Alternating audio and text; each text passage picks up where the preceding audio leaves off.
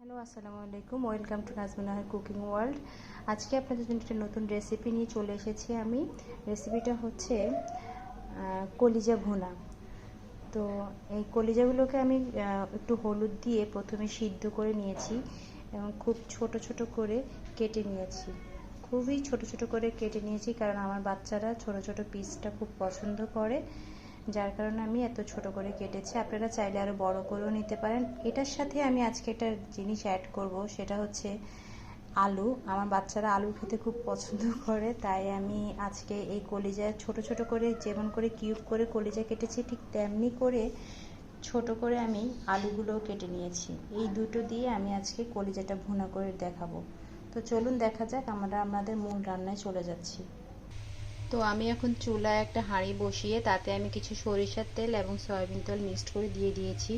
আমার যেহেতু কলিজাটার পরিমাণ খুবই অল্প, তাই আমি অল্প তেল দিয়েছি, আপনারা আপনাদের প্রয়োজন মতো দিয়ে নেবেন। এখন আমার তেলটা গরম হয়ে গেছে, এটার মধ্যে আমি এখন পেঁয়াজ কুচি দিয়ে দিব। এখন আমি এখানে পেঁয়াজ কুচি দিয়ে দিয়েছি। দেখতেই পাচ্ছেন আমি পেঁয়াজ কুচি দিয়ে খুব ভালো করে নেড়ে চেড়ে নিয়েছি। পেঁয়াজগুলো আমি ভালো করে একটু ভাজা ভাজা করে নেব। এই পেঁয়াজের মধ্যে আমি এখানে দিয়ে দিচ্ছি 1 চা চামচ পরিমাণ লবণ।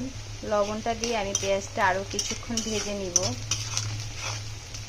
এখন আমি এখানে 2টা তেজপাতা, 2 টুকরো এলাচ এবং 2 টুকরো দারচিনি এবং হচ্ছে লং, এলাচ সবটুকু দিয়ে দিয়েছি। আমার পেঁয়াজটা অলমোস্ট বাদামি কালার হয়ে গিয়েছে।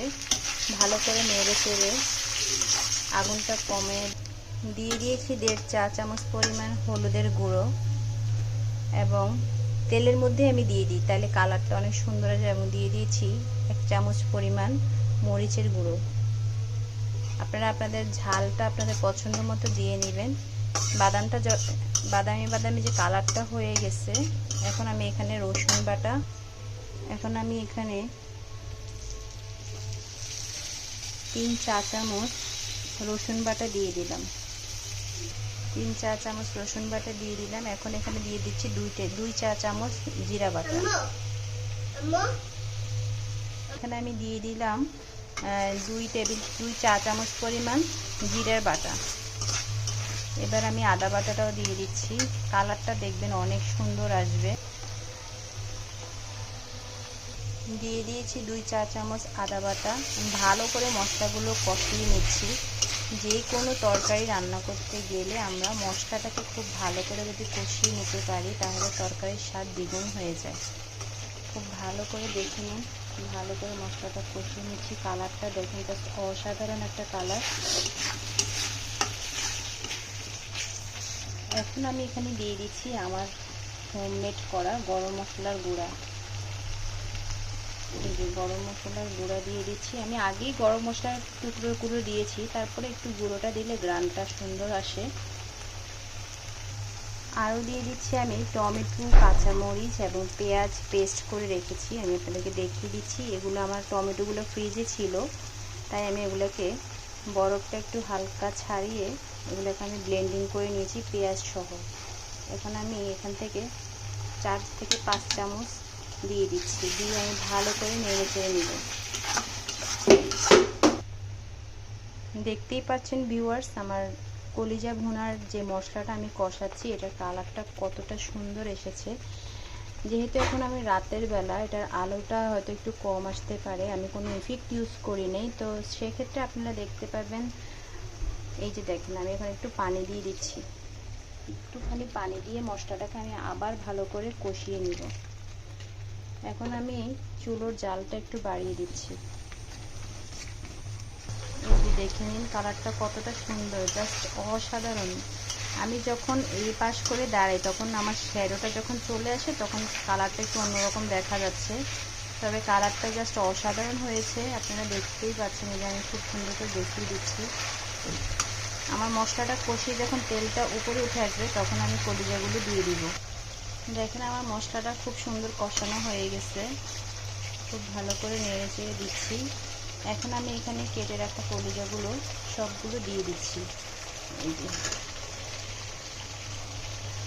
ভালো করে নেড়ে চেড়ে আমি 5 মিনিটের জন্য ঢাকনা দিয়ে কষিয়ে নেব। আমার সাথেই থাকবেন আপনারা। দেখতেই পাচ্ছেন নেড়ে চেড়ে দেওয়ার পরে কালারটা ঢাকনা সরিয়ে আমরা দেখে নিই আমাদের কলিজার অবস্থাটা কেমন হয়েছে। খুব সুন্দরভাবে আমি কষিয়ে নিচ্ছি। ওই মশলার মধ্যে কষানোর পরে এখন দেখেন আমার তেলটা উপরে উঠে এসেছে, তার মানে হচ্ছে আমার মশলাটা এবং ভালো করে কষানো হয়ে গেছে।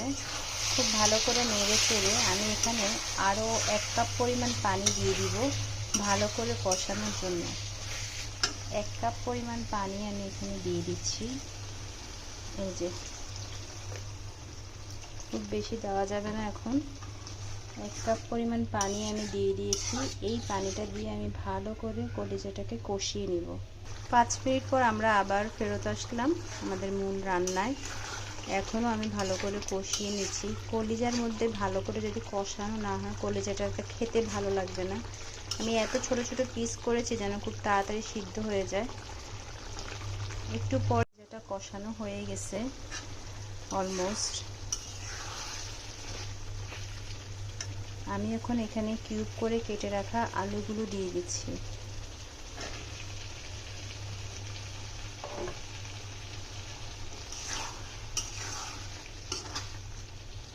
আলুগুলো দিয়ে আমি আরও 5 মিনিটের মতো কষিয়ে নিব, তারপর আমি পানি দিয়ে আবার রান্না করব। চলুন আমরা দেখে নিই আলু দিয়ে কষিয়ে নেওয়া হয়েছে কিনা। খুব সুন্দর করে কষানো হয়ে গেছে।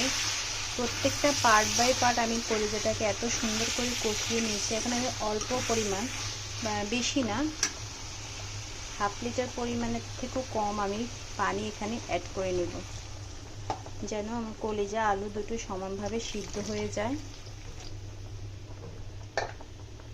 1/2 লিটার থেকেও আমি কম পানি দিয়েছি। এই যে, খুব সুন্দর একটা কালার এসেছে, দেখতেই পাচ্ছেন। এখন এটা ভালো করে শুকিয়ে পর্যন্ত, কলিজার মধ্যে বেশি ঝোল ভালো লাগে না, মাখা মাখা ঝোল থাকবে। এটা আমি ভালো করে কষিয়ে নেওয়ার, ভালো করে রান্না হতে থাকুক। এর পরবর্তীতে আমি দেখিয়ে দিব কি অবস্থায় আমরা এটাকে নামিয়ে পরিবেশন করব। এখন আমরা 5 মিনিট পর আবারও ফেরত আসলাম। আমরা দেখলাম আমাদের কতটুকু রান্না হয়েছে। আমাদের ঝোলটা আরও কমাতে হবে, তো আমরা আবার ঢেকে দিয়ে আবার 5 মিনিট পরে আসবো। তো ভিউয়ার্স, আমরা এখন 5 মিনিট পর আবারও ফেরত আসলাম। আমাদের অলমোস্ট রান্না শেষ। এখন নেড়ে চেড়ে আমি এটাকে উঠিয়ে ফেলবো। যেহেতু আমি এটা এখন খাবো, প্লাস হচ্ছে রুটি দিয়ে খাবো, তাই আমি হালকা মাখা মাখা ঝোল রেখেছি। আপনারা চাইলে আরও শুকিয়ে নিতে পারেন। এখন আমি এতে কিছু কাঁচামরিচ কেটে রাখা ছিল, ওগুলো দিয়ে দিব।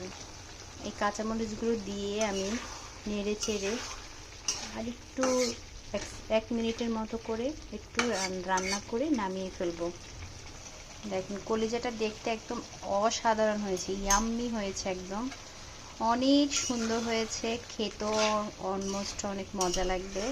আপনারা অবশ্যই আমার দেখানো রেসিপিতে বাসায় ট্রাই করে দেখবেন। এখন আমি আপনাদেরকে এটা একটা সুন্দর প্লেটে পরিবেশন করে দেখিয়ে দিচ্ছি। দেখতেই পাচ্ছেন আমার কলিজা ভুনাটা কতটা সুন্দর আর গ্রেভি হয়েছে এবং এত সুন্দর হয়েছে কলিজা ভুনাটা, জাস্ট না খেলে বুঝবেন না। আমি খুব কাছ থেকে দেখিয়ে দিচ্ছি। আসলে পাকঘরের লাইটের কারণে রেজুলেশনটা একটু এদিক সেদিক হয়েছে, কিন্তু আসল কালারটা আপনি দেখেন। আমি যখন টেবিলে নিয়ে আসলাম খুবই সুন্দর একটা কালার দেখাচ্ছে, আর এটা খেতে তো অনেক মজা। আমি এক পিস খেয়ে দেখি। জাস্ট ইয়াম্মি হয়েছে। আপনারা অবশ্যই বাসায় ট্রাই করে দেখবেন, আর বেশি বেশি করে আমার ইউটিউব চ্যানেলটা শেয়ার করে দিবেন এবং সাবস্ক্রাইব করবেন আপনারা সবাই। তো আজকের মতো এখানেই বিদায় নিলাম। ভালো থাকেন সবাই। আল্লাহ হাফিজ। আবার নতুন কোনো রান্না নিয়ে দেখা হবে ইনশাল্লাহ। আরেকটা কথা বলতে ভুলেই গিয়েছিলাম, আপনারা রান্না করবেন বাসায়, রান্না করে আপনারা কমেন্টসের মাধ্যমে জানিয়ে দিবেন আমার দেখানো রেসিপিতে আপনাদের রান্নাটা কেমন হয়েছে। বলবেন কিন্তু কমেন্টসে। আল্লাহ হাফেজ। তুমি একটু সরো, তোমার ইয়ে আসতেছে।